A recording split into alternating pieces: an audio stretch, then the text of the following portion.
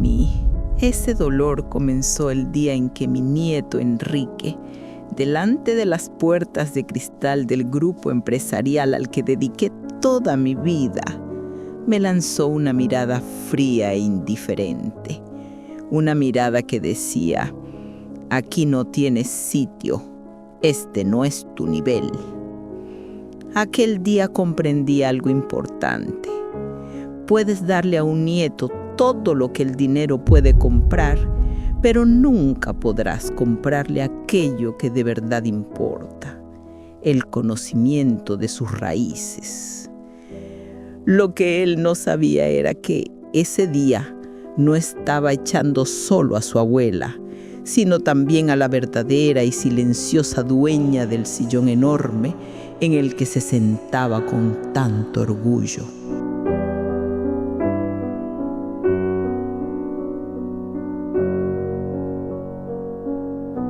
Habían pasado 30 años desde aquel día en que animé a mi hijo Carlos, el padre de Enrique, a levantar ese pequeño taller de embalaje.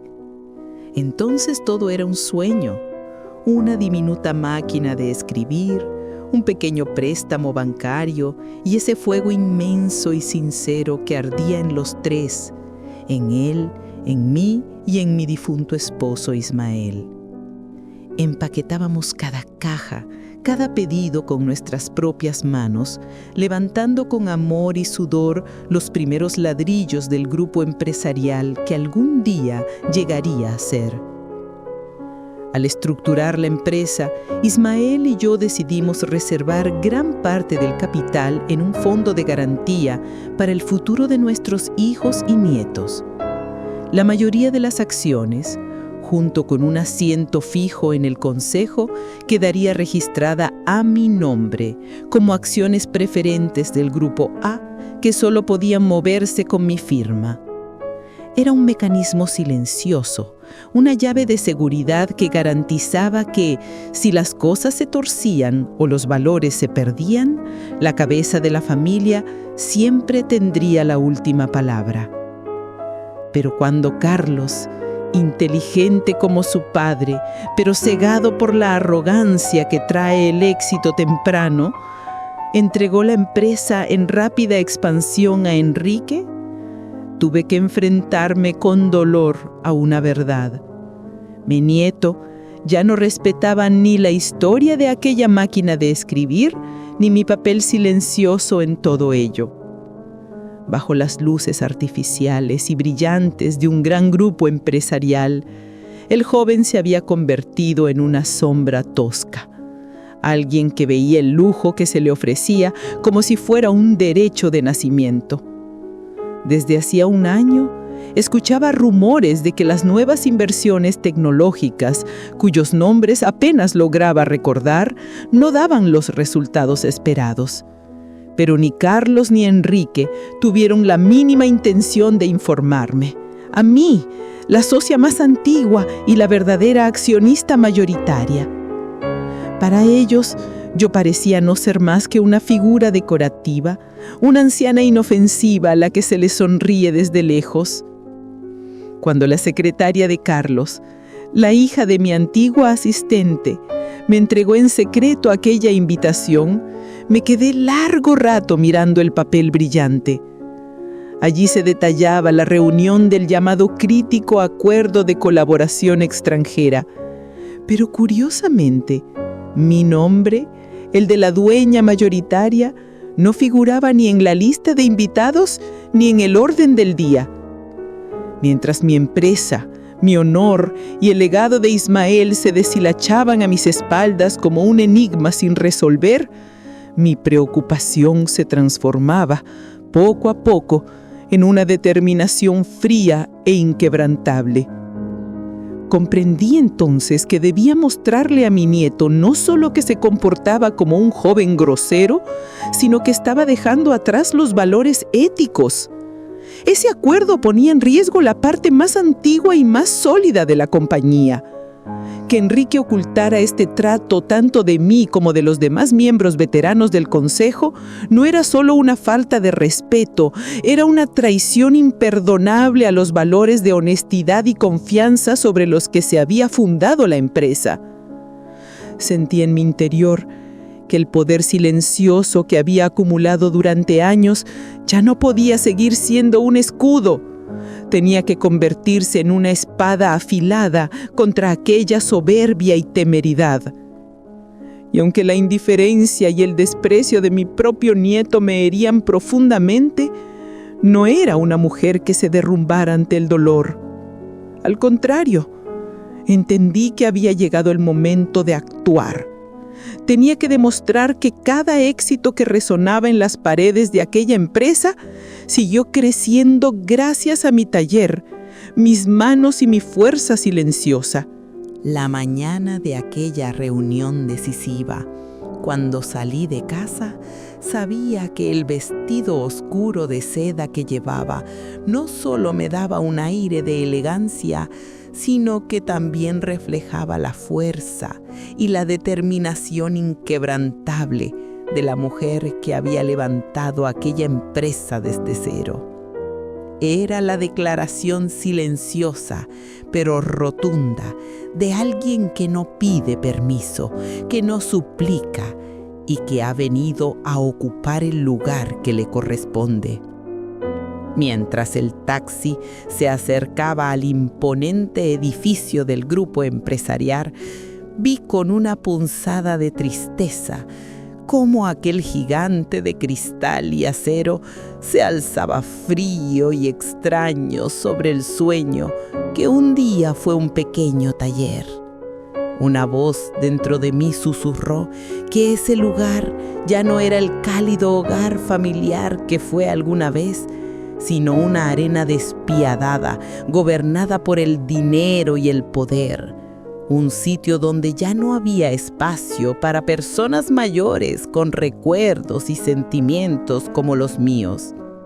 La expresión de sorpresa, mezclada con una ligera soberbia en el rostro de la joven y elegante recepcionista cuando me vio, me recordó una vez más que yo no estaba allí como una visitante, sino como alguien cuya autoridad y posición no podían cuestionarse.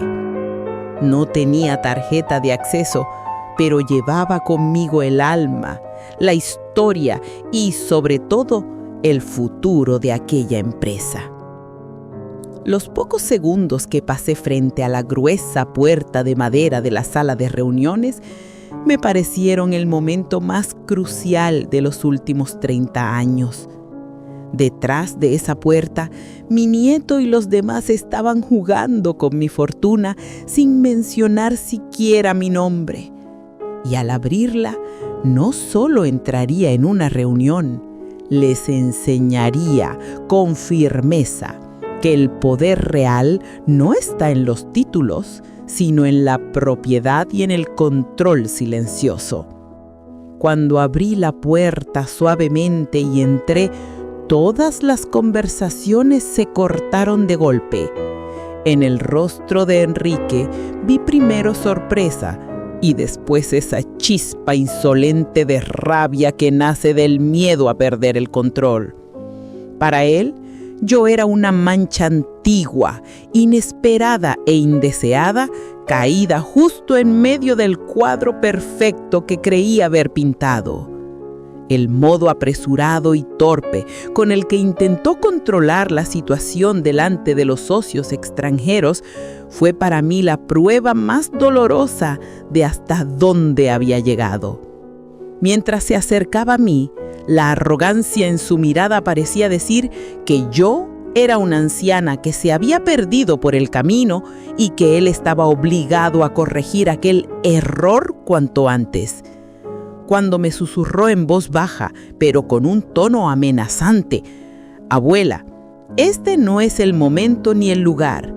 Es una reunión muy importante. Sal fuera, espera y luego hablamos». La herida que aquello abrió en mi corazón se convirtió en una decepción profunda y abrasadora.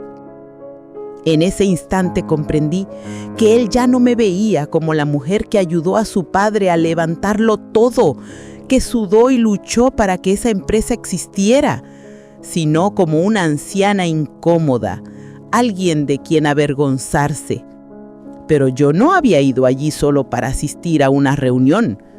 Había ido a recordarles a él y a todos los demás que cada silla en aquella mesa, cada documento, cada decisión estaba financiada con mi riqueza silenciosa, mi presencia, mi propiedad, mi poder. Eran el cuchillo afilado y silencioso que se hundía directo en el corazón de su arrogancia y su indiferencia. Cuando mi nieto intentó agarrarme del brazo para sacarme de la sala, solo le dije 2 palabras con la voz de esa determinación silenciosa que he acumulado durante años. «Siéntate, Enrique». La autoridad inquebrantable en mi tono devoró en un instante todo el ruido y toda la arrogancia del salón.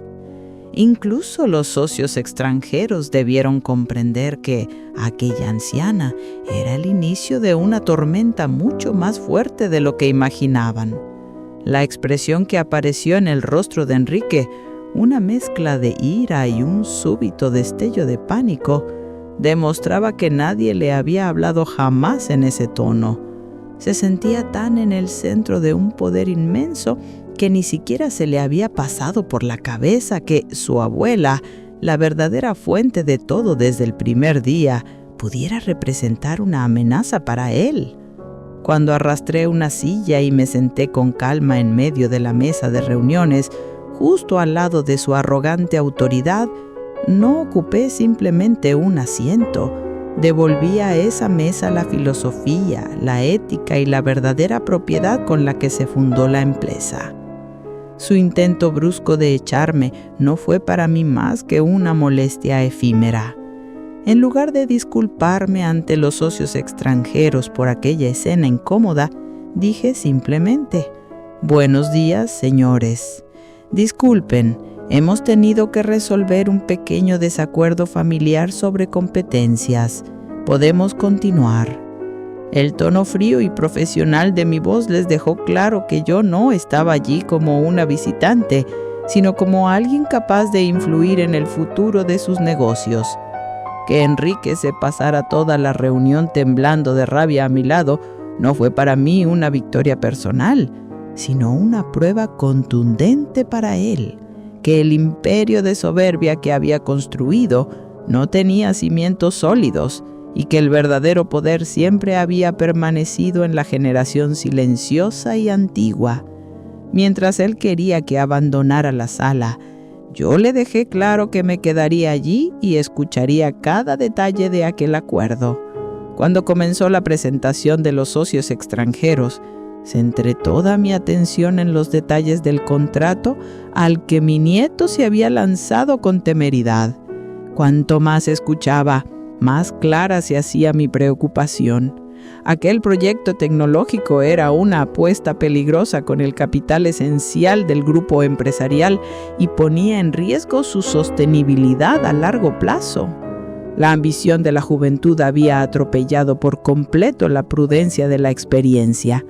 En el momento más crítico de la exposición, levanté la mano y con una voz tranquila pero penetrante pregunté: «Necesito saber cómo afectará esta inversión a los fondos de garantía de los actuales accionistas del Grupo A y qué garantías existen para proteger dichos fondos».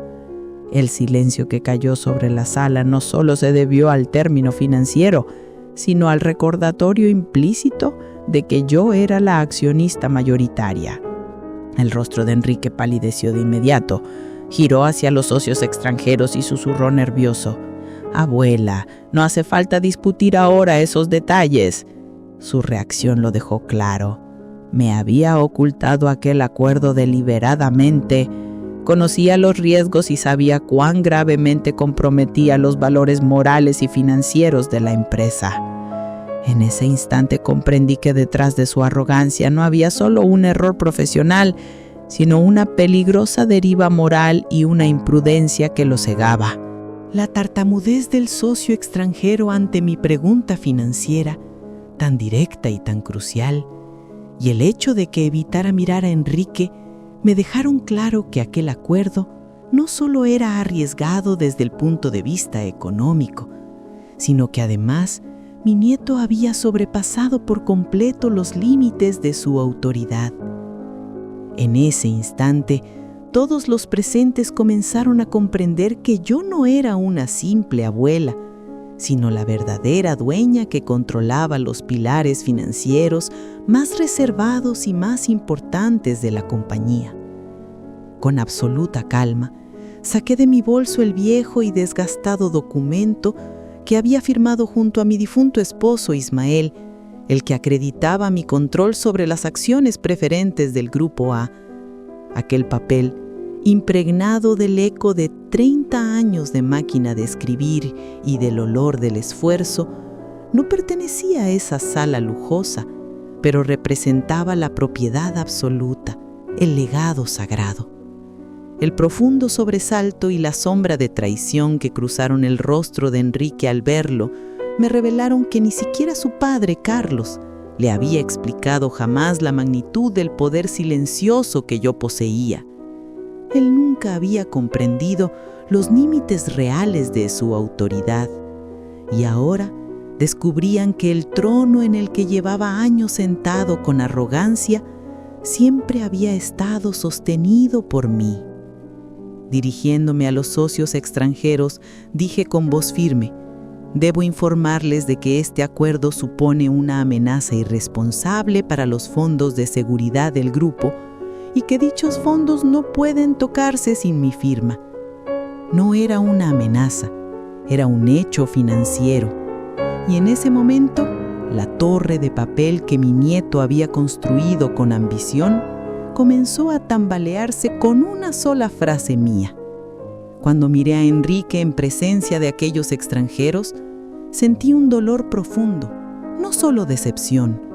Fue la desgarradora certeza de que mi amor incondicional había sido envenenado por su soberbia descontrolada y su desvío moral.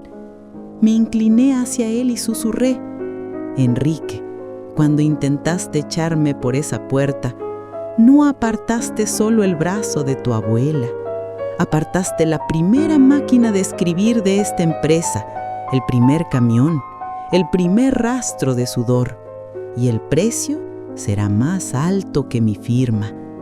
Golpeará tu orgullo. En sus ojos vi por primera vez un destello real de miedo. Los socios extranjeros, alarmados por mi advertencia, se apresuraron a coger sus teléfonos para llamar a sus abogados. Eso significaba una sola cosa: el acuerdo quedaba cancelado de inmediato y de manera irrevocable. El silencio que siguió fue la prueba más amarga de cómo la fuerza de una sola firma había reducido a cenizas meses de planes y millones en expectativas. Cuando me levanté de la mesa y salí de la sala, dejé atrás planes rotos, soberbia destrozada y un caos financiero, no como venganza, sino como una cirugía necesaria para salvar el futuro de la empresa. Ese día, demostré a mi nieto que el verdadero dueño de un grupo empresarial, sin importar los títulos, siempre es quien permanece fiel a la honestidad y a sus raíces. Al salir del vestíbulo del grupo empresarial, vi en los ojos de la joven secretaria, la misma que me había advertido discretamente sobre los detalles de la reunión, no solo sorpresa, sino también una admiración silenciosa y un apoyo inesperado. Comprender que incluso en medio de la corrupción corporativa aún existía una generación joven fiel a la honestidad y a sus raíces me devolvió una pequeña pero valiosa calma al corazón. En cuanto subí al coche, lo primero que hice fue llamar a mi hijo Carlos. El temblor, la prisa y el pánico en su voz me dijeron que ya le había llegado la noticia. la osadía de Enrique al intentar echarme y la cancelación del acuerdo se habían extendido como pólvora. «Carlos», le dije, «sin tu firma y sin la mía no puede darse ningún gran paso en esta empresa. El título que le diste a tu hijo terminó siendo más grande que las lecciones que debiste enseñarle». En su voz pude escuchar claramente la culpa. Su intento de justificar a Enrique, excusar su juventud, su ambición, su impulso, carecía por completo de sentido para mí. «Yo también fui joven, Carlos», respondí, «pero jamás jugué con la fortuna de tu padre ni con la mía. Lo más importante que debiste enseñarle es que el dinero solo es una herramienta y que el honor que viene de la familia es siempre el mayor capital».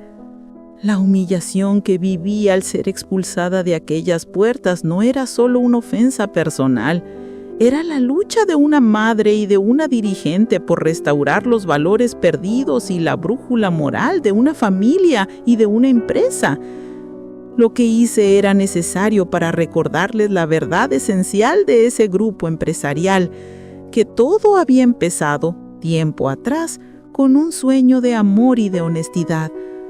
Cuando llegué a casa y la tensión de la reunión comenzó poco a poco a desvanecerse, tomé entre mis manos una vieja fotografía de Ismael.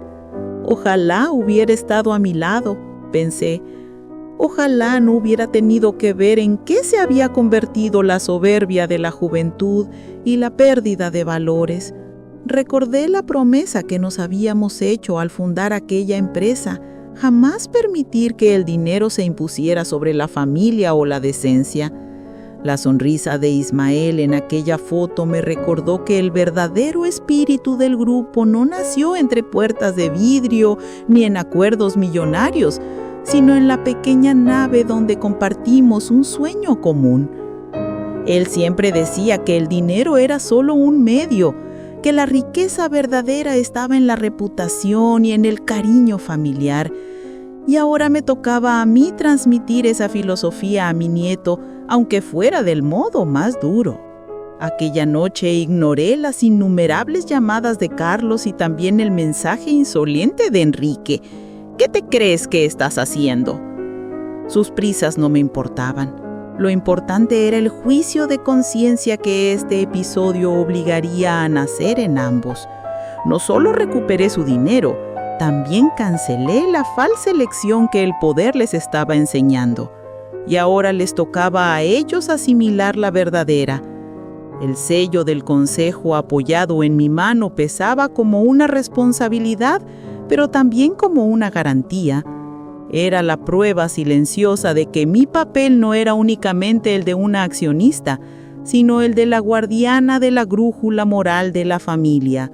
El intento brusco de Enrique por echarme no había sido para mí una cuestión de orgullo, sino una obligación: salvar el futuro del negocio familiar antes de que se hundiera en manos de su propio heredero. A la mañana siguiente, cuando desperté, no sentí el caos de aquella gran confrontación, sino una paz fría y profunda que hacía años no encontraba en mí. Mientras veía las noticias financieras en la televisión y observaba las fluctuaciones de las acciones del grupo, sabía muy bien que las consecuencias de un acto justo son siempre más importantes que las pérdidas económicas temporales. Ese temblor era necesario para volver a asentar la empresa sobre un terreno más firme. Cuando llamaron a la puerta y mi hijo Carlos entró con el rostro cansado y presa del pánico, lo oí exclamar: «¡Mamá! ¿Qué has hecho? Los socios extranjeros han roto el acuerdo por completo. Las acciones están cayendo».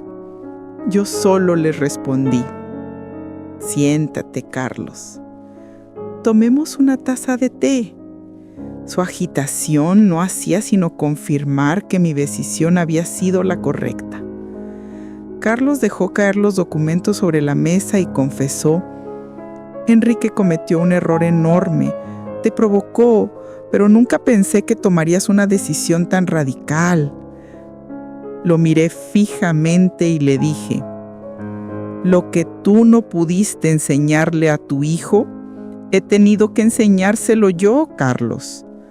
La palabra de un líder no viene del título que lleva, sino del capital que controla y de la moral que protege. Luego añadí: bebe tu té y cuéntame con honestidad cuáles eran los riesgos reales de ese acuerdo y qué detalles te ocultó Enrique.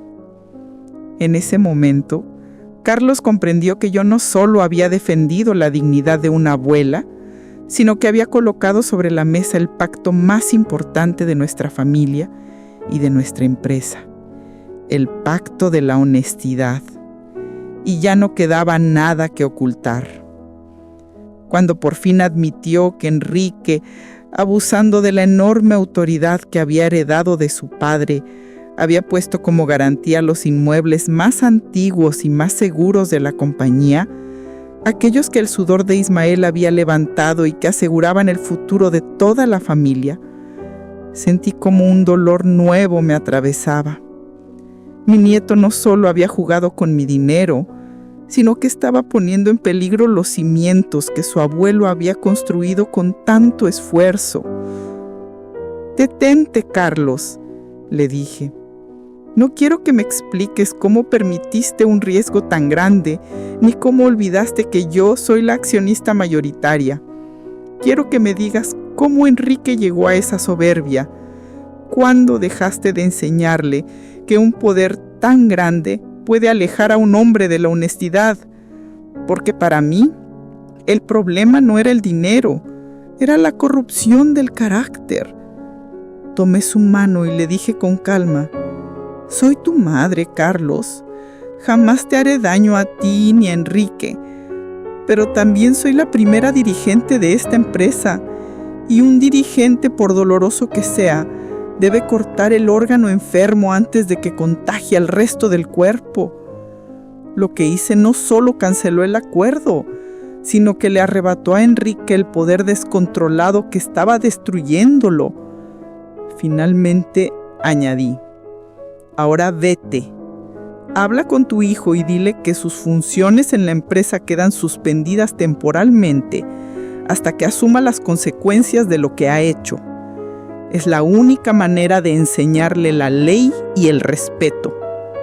En ese instante, Carlos comprendió por completo que yo haría todo lo necesario para salvar al grupo empresarial y a nuestra familia de la destrucción que él y su hijo estaban a punto de provocar.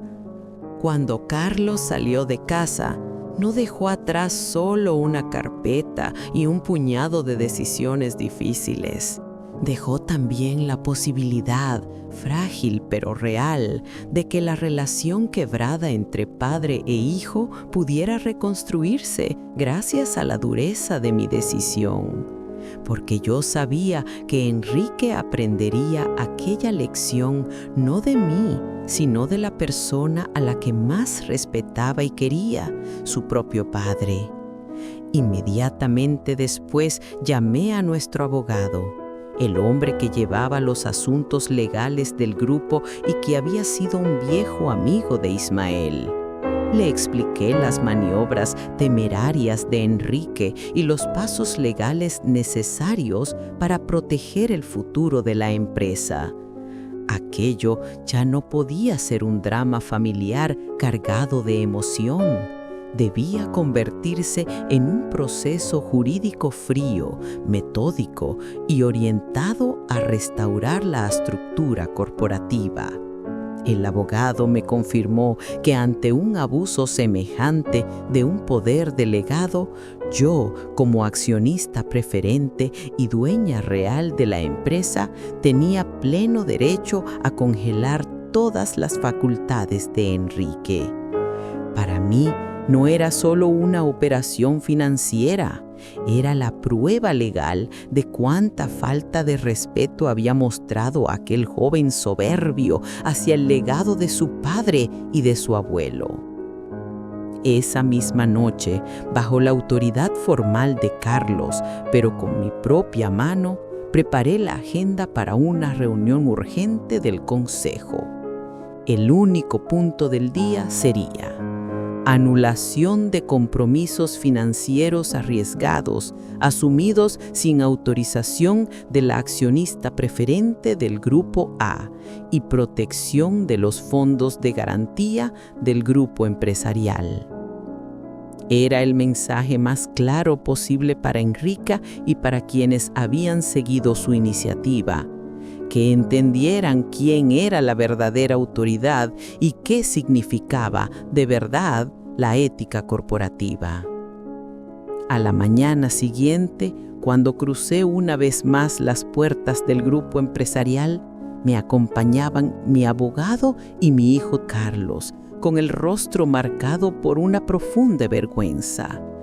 Aquella vez yo no era la anciana expulsada el día anterior, era la figura que venía a restablecer el orden.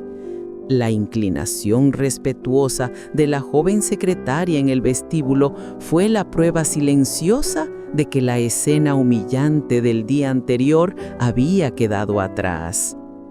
Al entrar en la lujosa oficina de Enrique, lo encontramos solo, sentado ante su escritorio, con el semblante sombrío y una expresión entre la confusión y el miedo. Carlos ya le había contado todo lo ocurrido en la reunión anterior y comprendió que mi segunda llegada no era una advertencia, era una realidad jurídica. En aquel momento, Enrique entendió por fin que el poder de su abuela no era solo financiero, sino también institucional y legal.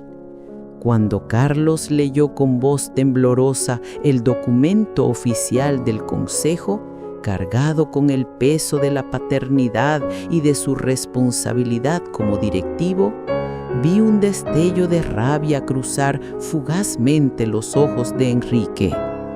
Pero enseguida aquella chispa se apagó y dejó paso a una desesperación absoluta. La oficina, antes símbolo de poder, se transformó para él en una sala fría, en un tribunal donde debía enfrentar las consecuencias de su propia soberbia. Sin decir una sola palabra, miré más allá de él hacia el cuadro de su abuelo Ismael colgado en la pared. Aquella imagen parecía observarlo en silencio y decirle: esta empresa es un legado, no un casino. Y mi silencio fue el castigo más duro para Enrique, porque más que defraudarme a mí, él temía decepcionar los ojos de su abuelo. Quittant le hall du groupe industriel, je vis dans les yeux de la jeune secrétaire, celle qui m'avait discrètement averti du déroulement de la réunion, non seulement de la surprise, mais aussi une admiration secrète, un soutien silencieux. Comprendre qu'au cœur même de la corruption corporative, il existait encore une génération fidèle à l'honnêteté et aux racines, m'apporta une paix douce et inattendue. À peine monté dans la voiture, j'appelai mon fils Karim. La panique et la précipitation dans sa voix me révélèrent immédiatement qu'il avait déjà appris l'audace d'Émile, qui avait tenté de me chasser, et la rupture soudaine de l'accord. « Karim, lui dis-je calmement, sans ta signature ni la mienne, aucun grand mouvement ne peut être fait dans cette entreprise. Le titre que tu as donné à ton fils est devenu plus grand que les leçons que tu aurais dû lui transmettre. » J'entendis distinctement la culpabilité dans son silence. Son effort pour défendre Émile, pour excuser sa jeunesse, son ambition, ne signifiait rien pour moi. Moi aussi j'ai été jeune, Karim, mais je n'ai jamais joué avec la fortune de ton père, ni avec la mienne. La chose la plus importante que tu aurais dû lui enseigner, c'est que l'argent n'est qu'un outil et que l'honneur transmis par la famille est toujours le plus grand capital. L'humiliation que j'avais subie en étant repoussée n'était pas pour moi une simple offense personnelle. C'était le combat d'une mère et d'une dirigeante pour restaurer des valeurs perdues et une boussole morale déréglée. Mon action était nécessaire pour leur rappeler la véritable fondamentale de notre entreprise et de notre famille, que tout avait commencé autrefois par un rêve de sincérité et d'amour. Quand je rentrai chez moi et que la tension de cette grande réunion s'évapora peu à peu de mes épaules, je pris entre mes mains une vieille photo d'Ismaël. Ah, s'il avait été là! S'il n'avait pas eu à voir ce tableau amer, fait de jeunesse arrogante et de valeurs oubliées. Nous nous étions jurés en fondant l'entreprise que jamais l'argent ne prendrait le dessus sur la famille ou sur l'honnêteté. Le sourire d'Ismaël sur cette photographie me rappelait que l'âme véritable du groupe n'était pas née de portes vitrées ni de contrats à plusieurs millions, mais de ce rêve commun, dans ce petit atelier où tout avait commencé. Il disait toujours que l'argent n'était qu'un moyen et que la vraie richesse, c'était la réputation et l'amour familial. Et je compris alors que je devais transmettre cette philosophie à mon petit-fils, fût-ce de la manière la plus douloureuse. Ce soir-là, j'ignorais les multiples appels de Karim et le message insolent d'Émile « Tu te rends compte de ce que tu es en train de faire ?» Leur agitation du moment ne m'intéressait pas. Ce qui comptait, c'était la réflexion profonde que cette épreuve ferait naître en eux avec le temps. Je ne m'étais pas contentée de récupérer leur argent, j'avais aussi annulé la fausse leçon que le pouvoir commençait à leur enseigner. Et désormais, ils devaient absorber la véritable. Le sceau du conseil posé dans ma paume avait le poids d'une responsabilité et d'une garantie. Il était la preuve silencieuse que je n'étais pas seulement une actionnaire, mais la gardienne de la boussole morale de la famille. La tentative brutale d'Émile pour me mettre dehors n'avait pas été une question d'orgueil pour moi, mais une nécessité, celle de sauver la destinée de notre entreprise familiale avant qu'elle ne soit détruite par son propre héritier.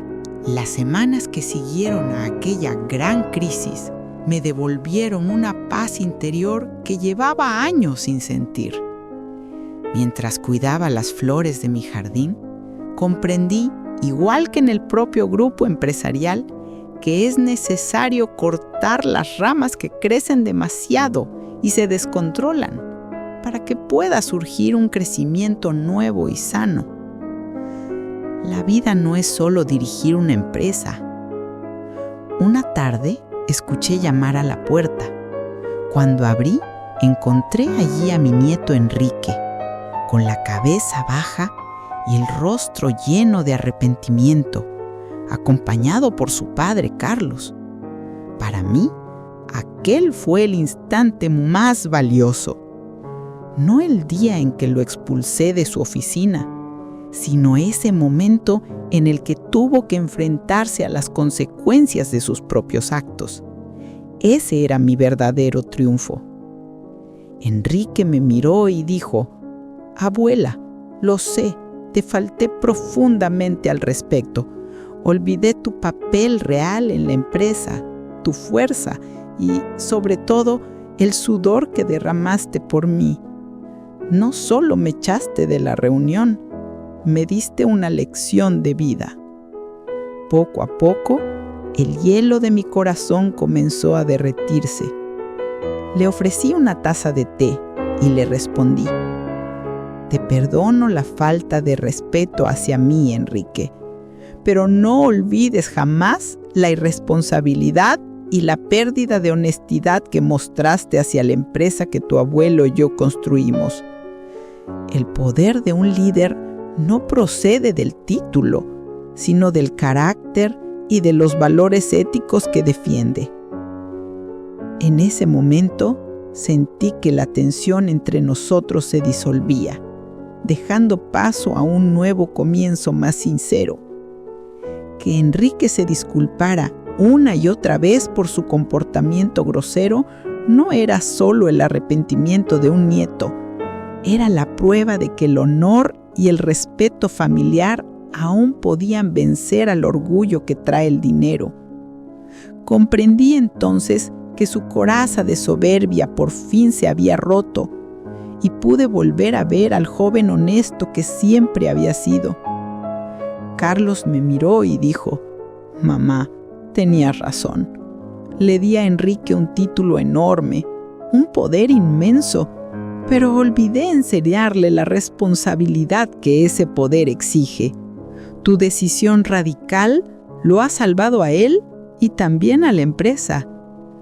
La sinceridad de mi hijo borró el dolor de aquel momento humillante en la reunión. Saqué una vieja fotografía amarillenta, tomada cuando Enrique era niño, sentado en mi regazo en el pequeño taller de Ismael. Mira, Enrique, le dije, esta empresa no nació en mesas de reuniones de lujo, sino aquí, en este taller, con amor y con trabajo. Lo que olvidaste no fueron los detalles del acuerdo, sino el alma de esta fotografía. Y añadí, ahora vete y vuelve a leer la resolución, pero esta vez no como un papel de derrota, sino como la segunda oportunidad que te han dado.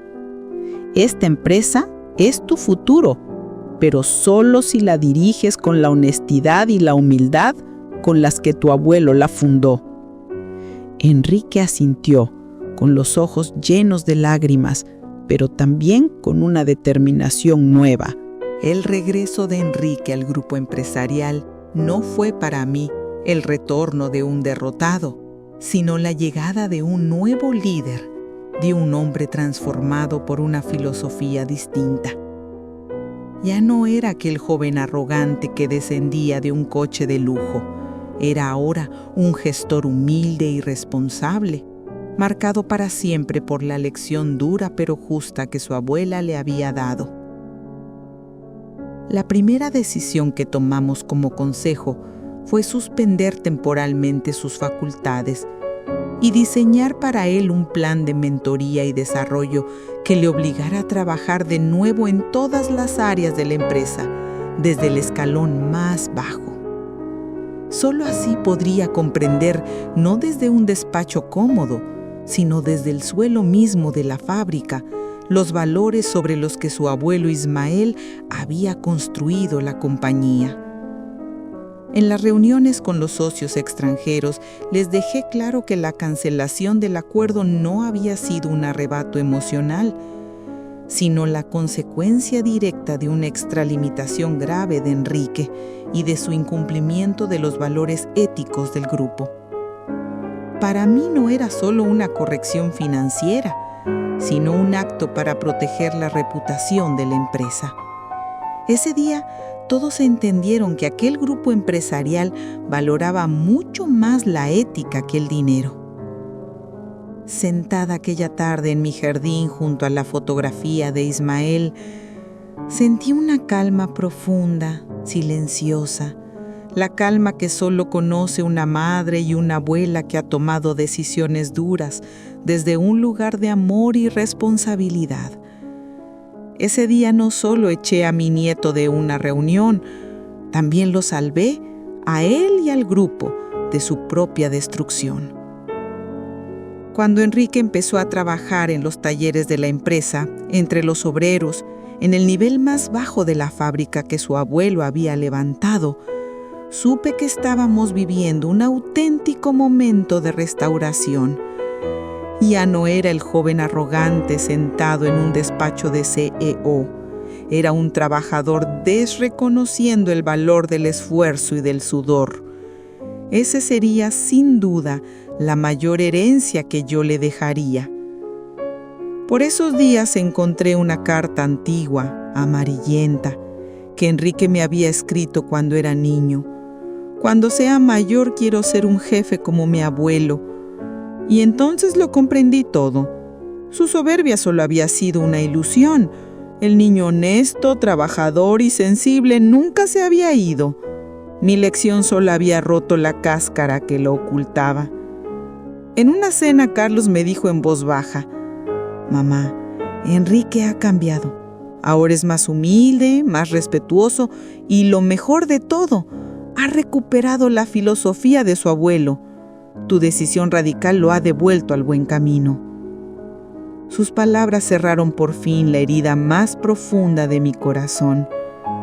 Para la siguiente reunión del consejo, Preparé yo misma la agenda y añadí de nuevo el nombre de Enrique, esta vez bajo el título Miembro reintegrado del Consejo de Administración.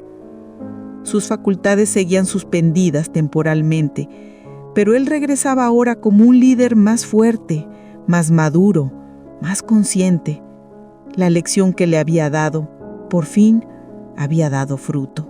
Cuando Enrique regresó a la reunión del consejo, el hombre que entró en la sala ya no era el joven arrogante al que había expulsado tiempo atrás. Era alguien que había aprendido de sus errores, un directivo maduro con una visión nueva, un líder que por fin comprendía no solo el valor del dinero, sino también el valor de las personas y el trabajo. Para mí, aquello fue la verdadera reparación por toda la vergüenza y el dolor de aquel día. Al finalizar la reunión, Enrique se volvió hacia mí y dijo: «Abuela, gracias por darme esta segunda oportunidad, pero sobre todo, gracias por enseñarme que la verdadera tarea de un CEO no es solo generar beneficios, sino proteger una brújula moral». En ese momento sentí cómo mi corazón se llenaba de una paz profunda. Me dirigí a los miembros del consejo y dije: «Los errores de mi hijo y de mi nieto nos han recordado que la filosofía de esta empresa nunca ha sido únicamente el éxito financiero. Ahora caminaremos hacia el futuro con una gestión más honesta, más sólida y más ética». Cuando estampé mi firma al final de la resolución del Consejo, no solo estaba aprobando una decisión administrativa, estaba sellando la recuperación de los valores que una familia y una empresa habían perdido. Ese día le enseñé a mi nieto quién era realmente la jefa, no a través de la dureza, sino de la verdad.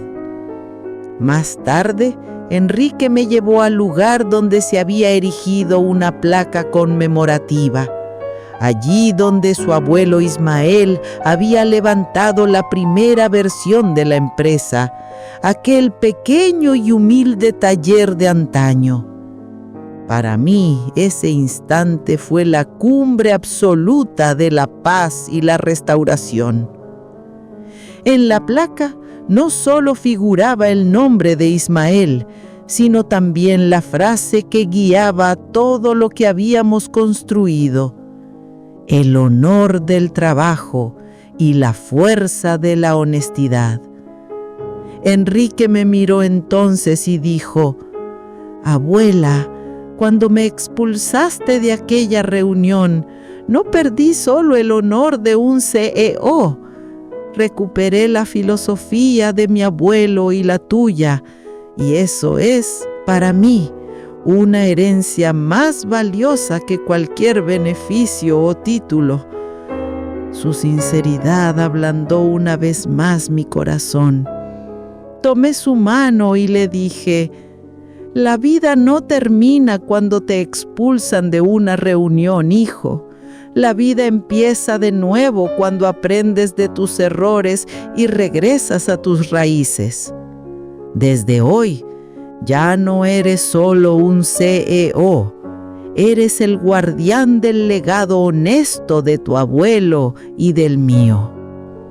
Ese día le cedí mi asiento en el consejo y también el siguiente paso en el camino de la accionista preferente. A partir de ese momento, yo sería la que vigila desde la distancia, interviniendo solo cuando fuera realmente necesario, la matriarca silenciosa. Ese día le enseñé a mi nieto la última gran verdad, que el poder no es un título, sino una responsabilidad y un deber sagrado que solo pueden llevar aquellos que entienden su peso. O büyük krizden sonraki günler benim için hayatımın en huzurlu ve en anlamlı günleriydi. Eski fotoğraf albümlerine bakarken İsmet'le kurduğumuz o küçük atölye benim için sadece bir iş yeri değil, aynı zamanda ailemin ve ahlakımın kalesiydi. O gün o kaba kovulma anı benim için hayatımın en büyük özgürleşme anına dönüştü. Şimdi bahçemde bir fincan çay ile otururken biliyorum ki gerçek patron, ünvanı ne olursa olsun her zaman ahlakını ve dürüstlüğünü koruyan kişidir. Torunumun o kibirli anı benim için bir onur meselesinden çok, ailemin ve şirketimin geleceğini kurtarma zorunluluğuydu. Emre'den gelen "Büyük anne, bugünkü yönetim kurulu toplantısından sonra dedemin atölyesini ziyaret ettim ve o an senin ve dedemin felsefesini kalbimde hissettim. Yazılı bir mesaj okudum. O an anladım ki benim sert dersim sadece bir finansal operasyon değil, aynı zamanda nesiller arası bir değer aktarımıydı. Unutmayın ki sevgi ve dürüstlük en büyük servettir ve bazen en sevdiğiniz insanlara en büyük dersleri en acı yolla vermek zorunda kalırsınız.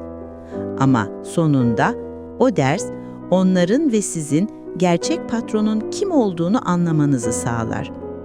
O gün batımı benim için sadece bir günün sonu değil, aynı zamanda hayatımın en zorlu dersinin de tatlı sonuydu.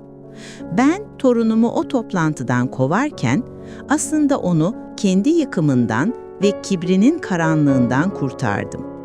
Ve bu benim için bütün unvanlardan ve finansal başarılardan çok daha değerliydi. Ona verdiğim o mektupta ona sadece bir patron değil, aynı zamanda bir insan olmayı da öğrettim. Hayat hatalar yapmakla kalmaz, aynı zamanda o hatalardan ders çıkarmakla ve köklere dönmekle de ilgilidir. O gün ben torunuma gerçek patronun kim olduğunu ve o holdingin asıl gücünün hala benim sessiz sevgim ve dürüstlüğümde yattığını kanıtladım. Unutmayın ki kibir en büyük düşmandır ve bazen en sevdiğiniz insanların kibrini kırmak, onlara verebileceğiniz en büyük sevgi dersidir. O gün ben, o toplantıdan kovulan Leyla Hanım değil, ailesinin ve şirketinin ahlaki pusulasını yeniden ayarlayan Matrix oldum. Hikayem burada sona eriyor. Ama torunumun ve holdingin hikayesi, benim ona verdiğim o sert dersle yeni, dürüst ve umut dolu bir başlangıca doğru ilerliyor. Ve bu benim için bütün acılara ve hayal kırıklıklarına değerdi.